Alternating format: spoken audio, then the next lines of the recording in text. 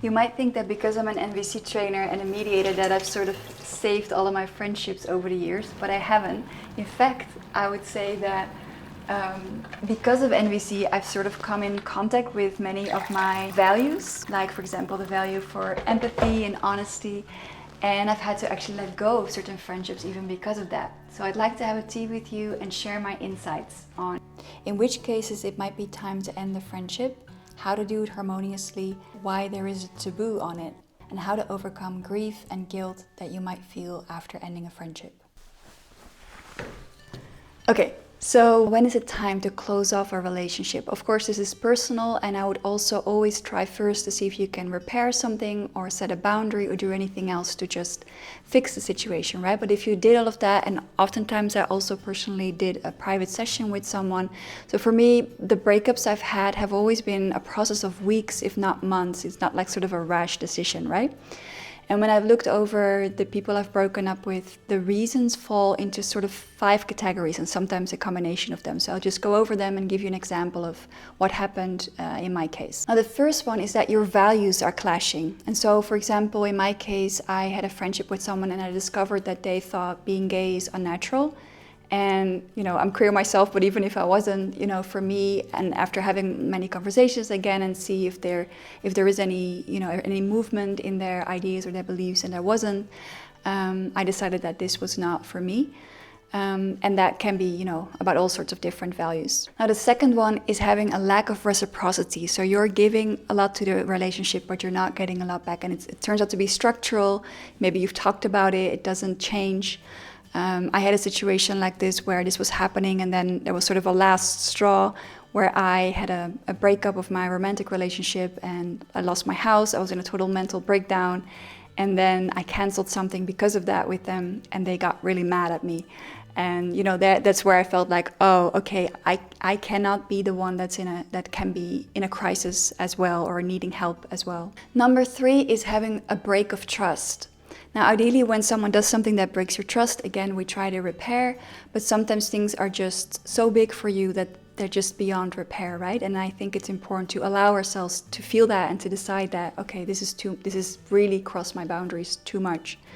And so I had this, for example, with someone that I didn't know very well, so I wasn't that close with them anyway.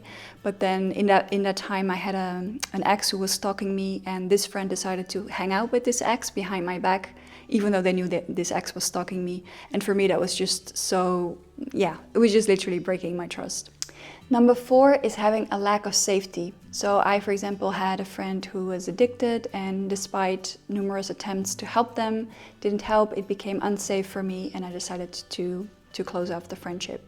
And number 5 is what I call the slow death, which is when maybe someone moves away very far and it's hard to stay in touch, or maybe someone becomes a parent and you're not, and there's just a big difference in lifestyle.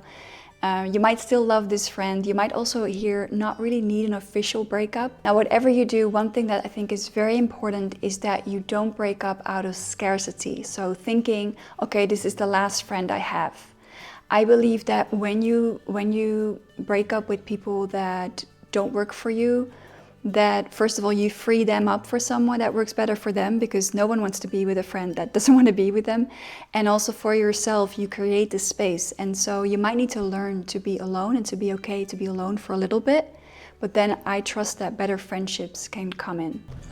Now, how to break up a friendship harmoniously. So I have a little bit of a formula that you can use for this. But first of all, I want to say that a lot of the time I hear people say, like, should I be direct or should I just slowly back out of it? It depends on the situation. I would say I think different people might prefer different things. I would like people to be honest and direct with me, and that's usually what I do as well. But I'd say that it really depends on the situation. If you want to be direct, one thing I think that's important to keep in mind is that sometimes we craft this perfect message, and then we hope that someone will be somewhat appreciative of it, or at least respond harmoniously, or at least without judgments. And what I've noticed is that whatever the reason that your friendship didn't work, that dynamic will show up during the breakup as well. So let's say that your friend just never really was very empathic to you. during the breakup, they're not going to be very empathic to you. And it's going to be the one thing that you're longing for because you've already missed it throughout this friendship, right? So trying to get what you've been missing all along in this moment of breakup is not very realistic and might cause extra pain. So just bear in mind that if you go the direct route and you just, say it straight, it's usually not comfortable. Usually what I've noticed is that the response is not necessarily pleasant. And oftentimes this says something about the dynamic as well. A helpful way to construct a message as harmoniously as possible is to include your need and an explicit conclusion. So for example, I want to protect my need for safety when it comes to the drug use, so I'd like to end our friendship here. And then also I would add what you want concretely, so what that means. So what that means is that I don't want to hang out one-on-one anymore, but I'm totally okay to chat with you if we run into each other at blah, blah, blah, X person. Because maybe you share a community, right? Maybe you'll still run into each other. So you might want to just say what you want in that situation. So why do I think that knowing how to end a friendship is important, and why is there this taboo? Let's start with the taboo first. So I believe it's capitalism. And so in capitalism, the nuclear family is the most important thing for it to function. So that means romantic relationships and family ties are kind of favored. We also see all these holidays and Valentine's Days and things around it, rituals around it. We don't really have that with friendship because friendship is not needed in capitalism. Because of this, if we break up a friendship, we actually say, I value the quality of my friendships. This is not sort of some uncomplicated thing in the background. These are actually main characters for my life, right? And I want to be selective about them. And so kind of paradoxically, in breaking up friendship, we also say how much we value the quality of it. And that goes a bit against what our society teaches us. And so I think it's important to keep this in mind, because this might trigger some guilt in you that there's sort of a taboo on the value of friendship and thus on ending friendships. Now, on top of this, if you're a woman or underprivileged in another way, it's very likely that you've learned to do the emotional labor in relationships, and it might make it even harder to break up and say that, I'm the one that's going to step out of this. So keep that in mind as well. So number 4, how to deal with the guilt that you might be feeling when breaking up with a friend. And so what guilt means is that a part of you is judging yourself. So a part of you is saying that it's bad what you did. And so it's important to listen first to what is it exactly saying, like to listen to this part, because it has a certain need.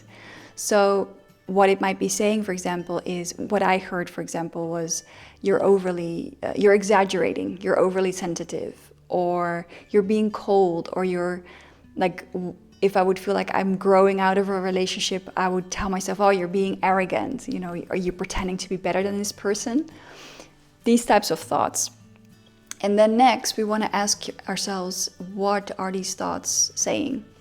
So, for example, in my case, and I think in many cases, when it comes to guilt, it's like, I want to belong to the tribe. I don't want to be seen as not behaving good enough.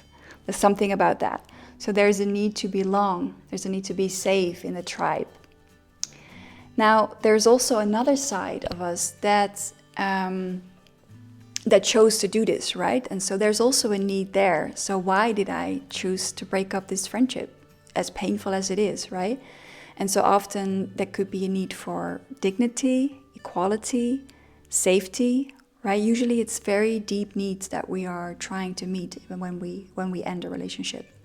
And so we have these two sides in us that we kind of want to see if we can reconcile them, because it's a little bit like having an inner conflict when we're feeling guilty. And so in order to reconcile them, we might see like, oh, how do I combine all these needs that I have, right? So I have a need to belong to the human tribe, or to a tribe, right? I want to belong. And at the same time, I want to have equality and safety and dignity.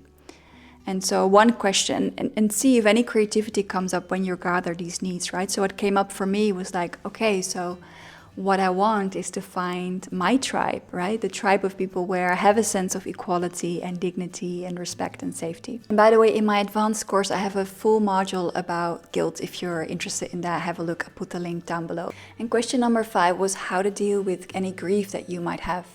And what I noticed is that there's kind of 2 types of grief when it comes to ending friendships. One is about missing the things that you liked about this friend. Oftentimes there's some things that you valued and those are also no longer there. So there's a loss, right? So for example, for me, with the friend that thought being gay is not natural, and also with the friend who was addicted to drugs, I was missing them. I'm still missing them, right? There's certain aspects that we miss. And what's important is to see this sadness as a sign of the body that is saying, hey, notice this, because this is something you value and this is something you might want to still give to yourself in future friendships. The second type of grief that I've noticed is the kind where I noticed that maybe I put myself aside already earlier in the relationship or during the breakup. So there's a loss of being true to myself, which again, we want to feel that sadness and see it as a sign of our body telling us, hey, there's a lesson here. So again, you might want to note, what is the lesson for yourself? How do you want to prevent running into a similar situation in your next friendship, right? And what type of boundaries, type of preferences do you have? Now, if you want a little bit of guidance to move through the unpleasant feelings, I have a video here about feeling shitty and a little bit of a guided practice to move through that. Also very helpful if you're on the receiving end of someone breaking up with you, which I've been there as well, so I feel lots of compassion for that as well. Now, if sensing what you want and need in friendships is not very easy for you, or speaking up about it is not very easy, I want to invite you to come to my webinar. It's a webinar called NVC for People Pleasers, and so it's going to help you to turn that around. Click the link here or here somewhere. I'm very curious to hear your experiences. Please let me know in the comments, and I'd love to see you in the next video. Ciao!